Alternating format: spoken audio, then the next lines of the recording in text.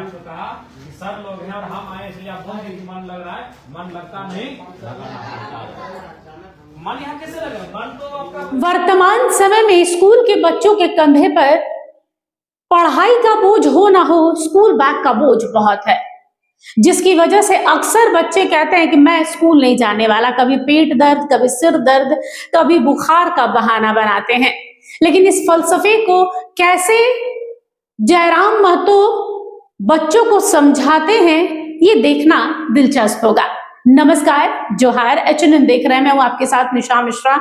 जयराम एक स्कूल में पहुंचे थे जहां पर वो कुछ छात्र छात्राओं से बात कर रहे थे और उन्होंने कहा था कि पढ़ने का मन किसका करता है, मन किसी का नहीं लगता है, लगाना पड़ता है। आज उन्होंने बकायदे उस स्कूल बैग को उठाते हैं, कहते हैं ये करीब करीब 5 किलो का होगा, बट ये बोझ को उठाना पड़ेगा। और इससे भी ज्यादा अगर कोई भारी है तो आपके सपने का बोझ है, आपके माता पिता के परिश्रम का बोझ है। एक बार सुनते हैं जयराम ने बच्चों के साथ में क्या बातचीत की है। इसीलिए मैंने आपको कहा कि सर लोग हैं और हम आए इसलिए आप बोल कि मन लग रहा है, मन लगता नहीं, मन यहाँ कैसे लगे? मन तो आपका चंचल है। मन कर रहा होगा कहीं फिल्म देखे, मन कर रहा होगा टीवी पे कुछ सीरियल देखे, मन कर रहा होगा कहीं जाकर खेलने कूदे, नदी नाला में तैरे क्या, लेकिन उस मन को लगाना पड़ता। उस मन को यहाँ लगाना इसलिए पड़ता है कि आप जो आज ये त्याग कर रहे हैं, त्याग है कि नहीं? त्याग है कि नहीं? अरे घर से बाहर निकलता है उसको ही त्याग कहते हैं। चाहे वो किसी काम के लिए निकले, हाट गया, बाजार गया, वो कुछ काम करने के लिए गया, घर से निकलना ही पहला त्याग है। त्याग किसे नहीं कहेंगे? जो घर में है, आराम से सोया है, घर के आंगन में बढ़िया से बेड लगाया, सो के आराम कर रहा है, उसे त्याग नहीं देना। घर से बाहर आ गए मीन्स त्याग किए। आप यहाँ 6 घंटा का समय बिता रहे, मतलब त्याग कर रहे हैं। तो इसलिए इस बात को ध्यान में रखिएगा, जहाँ आप त्याग कर रहे हैं उस त्याग का फलाफल मिलना चाहिए। इसलिए आप लोग का, और ये जो किताबें हैं देखिए कितना भारी है कि नहीं? देखिए कितना वजन है इसका, कम से कम तो 5 किलो है। हाँ, तो ये जो है ना, ये 5 किलो का वजन आपको दिख रहा है, लेकिन एक वजन है जिसमें दिख नहीं रहा है। वो कौन सा वजन है? आपके सपनों का वजन, आपके माता पिता की उम्मीदों का वजन, जो आपको दिख नहीं रहा है। कम वजन है, आपके माता पिता की उम्मीद लगाकर आपको यहाँ तक भेजे हैं, उसका वजन इस 5 किलो के वजन से कहीं ज्यादा है, लेकिन वो हमें दिख नहीं रहा, लेकिन अनुभव हो रहा है। अनुभव इसलिए हो रहा है कि आप घर में जाकर माँ को देख रहे हैं परेशान है, पिताजी को जाकर देख रहे हैं कि पिताजी परेशान है, लेकिन फिर भी जब हम बोलते हैं कि पिताजी स्कूल का फी हमको जमा करना है, तो बोलते हैं जुगाड़ करके देंगे। बोलते हैं कि नहीं? अब जैसे बोलते हैं पिताजी मेरा स्कूल का ड्रेस खराब हो गया है, वो तुरंत बोलते हैं कि चलो अगला सप्ताह हम हाट में जाएंगे, जो सब्जी है साग है उसको बेचेंगे, तुमको देंगे। बोलते हैं कि नहीं?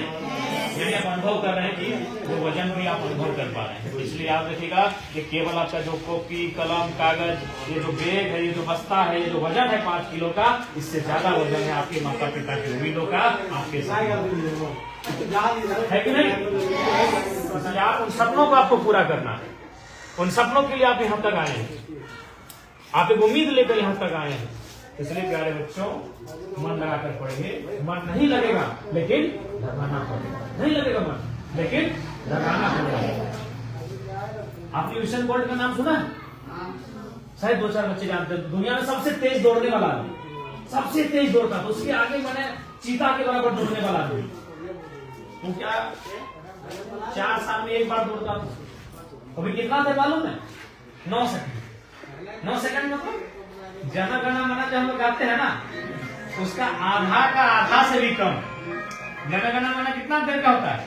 52 सेकंड का। उसका आधा 26, उसका आधा 13, उससे भी कम। 9 सेकंड दौड़ने के लिए 4 साल प्रैक्टिस करता था। कितना? 4 साल। मात्र 9 सेकंड दौड़ना है। 9 सेकंड दौड़ने के लिए 4 साल प्रैक्टिस करता था। इसलिए आपको मन लगाना पड़ेगा, आपको प्रैक्टिस करना होगा, आपको अभ्यास करना होगा। माइकल फेल्प्स का आप सुने? नहीं सुने? दुनिया में सबसे ज्यादा मेडल जीतने वाला मेडल समझते हैं, जो खेल के मेडल जीतता है, कोई हाई जंप में, कोई लॉन्ग जंप में, कोई जिम्नास्टिक में, कोई बॉल थ्रो में, कोई टैकेंडो में, कोई भाला फेंक में, कोई तैराकी में, तैरना भी कोई खेल है, स्पोर्ट इवेंट है ना। उसमें उन्होंने दुनिया में सबसे ज्यादा गोल्ड मेडल जीतने का काम किया। लेकिन उनका प्रैक्टिस क्या था मालूम है? लगातार 7 साल के आसपास लगातार, रोज कोई ऐसा दिन नहीं, किसी का बर्थडे हो नो हम नहीं जाएंगे, न्यू ईयर का पार्टी हो भैया हम नहीं जाएंगे। वो लगातार प्रैक्टिस किया, लगातार तैरा। तो प्यारे बच्चों, कोई भी परिणाम आता है ना तो आपके अभ्यास से आता है, आपके संघर्ष से आता है। इसलिए आप इस बात को ध्यान रखिए। आप जिस उम्र में है आपका मन बहुत चंचल, सबका मन चंचल होता है। अभी आप यहाँ बैठे लेकिन आपका ध्यान आपके घर में है कि नहीं? चल जाता है, बीच में तो चलेगा, आपका नहीं चला बड़ी अच्छा बात है। उस मन को, ध्यान को केंद्रित रखना है और अभी जिस काम के लिए पाए उसको बढ़िया से पढ़ना है, तो बढ़िया से उसको सीखना है, लर्न करना है। आप यहाँ से जो सीख कर जाएंगे यही आने वाले दिन आपके जीवन में काम आएगा कि नहीं?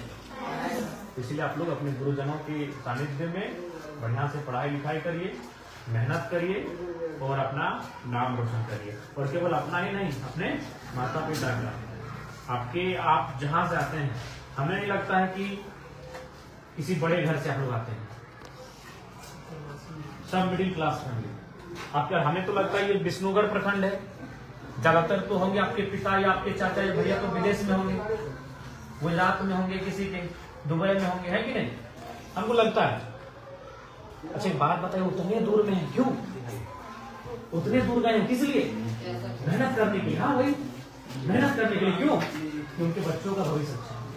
अपने लिए है क्या? अभी बताइए, अपने लिए है क्या?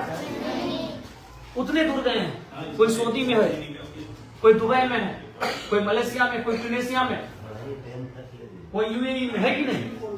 है ना? उतनी दूर गए हैं किसे छोड़कर? आप उनके कौन हैं? कलेजे के टुकड़े हैं कि नहीं? एक पिता के लिए बच्चे क्या है? कलेजे के टुकड़े हैं। आप उनके लिए सबसे कीमती हैं, सबसे कीमती। लेकिन उनको आपको छोड़कर वो कहाँ गए हैं? विदेश में हैं। क्यों गए हैं? कि 2 रुपए कमा ले। क्यों कमाए? कि अपने बच्चों का परवरिश अच्छा से करे। उसमें पहला क्या होगा? पढ़ाई। पहला पढ़ाई। आज आपके पिता, आपके चचा, आपके भाई दूसरे देशों में बैठे हैं, दूसरे राज्यों में जाकर काम कर रहे हैं, सिर्फ इसलिए कि आपको उनके जैसा दिन ना दें। क्या आपके पिता चाहेंगे कि आप भी मलेशिया में जाकर मजदूरी करें? नहीं, वो तो ये चाहेंगे मेरा बेटा पढ़े लिखे, मेरी बेटी पढ़े लिखे और झारखंड में, भारत देश के अंदर एक बढ़िया काम, जहाँ से वो देश का भी नाम रोशन करे और अपना परिवार भी चला सके। यही ना सोच के रहोगे? यही ना सोचें प्यारे बच्चों? तो इसलिए उस बात को याद रखिएगा। इसलिए कोई भी अगर ऐसा काम आप करते हैं जिस काम से आपको लगे कि नहीं ठीक काम नहीं है, उस काम को नहीं करना, क्योंकि आप बहुत उम्मीदों के साथ यहाँ तक आए हैं।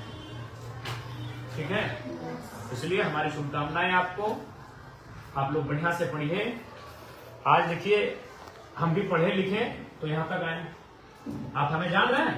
yes. इस कमरे में कितने बच्चे हमें जान रहे हैं? सभी जान रहे हैं।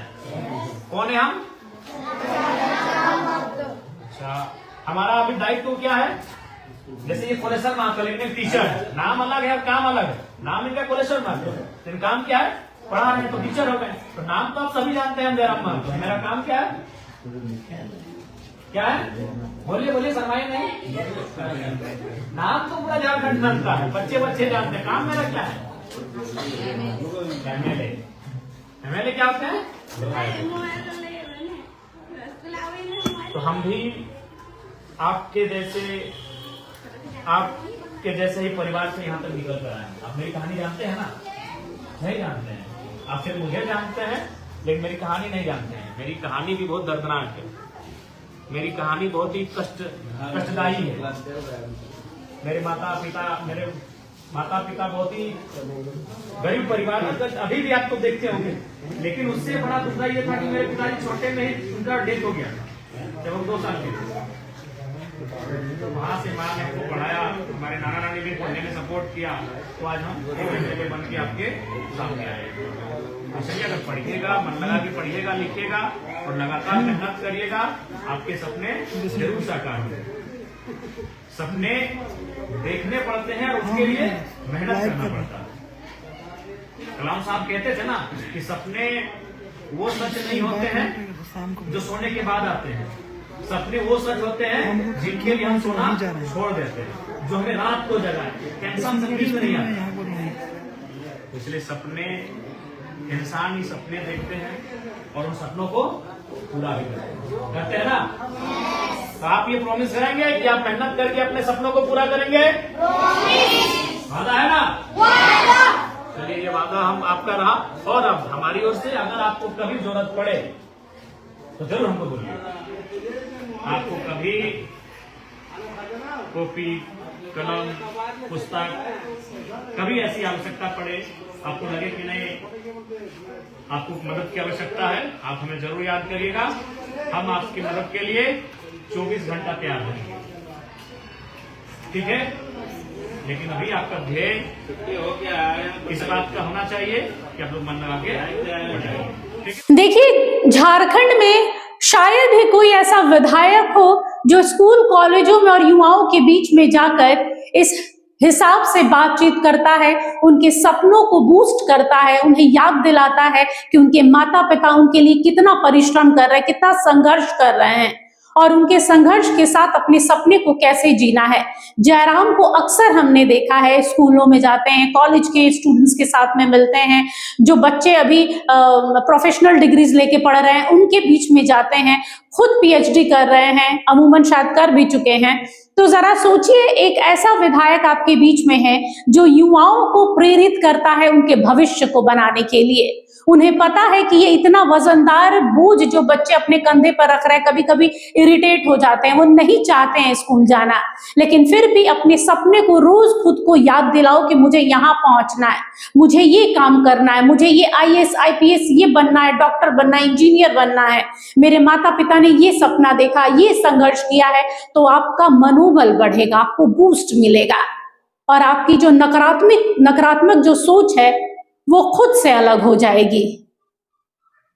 फिलहाल जयराम का इसके लिए शुक्रिया कि बच्चों के बीच में गए और बच्चों का हौसला उन्होंने बढ़ाया, उन्हें बताया कि सपने और माता पिता के संघर्ष को हमेशा याद करो, ये बोझ जो बैग का है वो बहुत कम लगेगा। फिलहाल के लिए बस इतना ही। देखते रहिए HNN न्यूज। नमस्कार। जो है हमारा ये वीडियो अच्छा लगा तो इसे लाइक करें, शेयर करें और हाँ, सब्सक्राइब करना ना भूलें।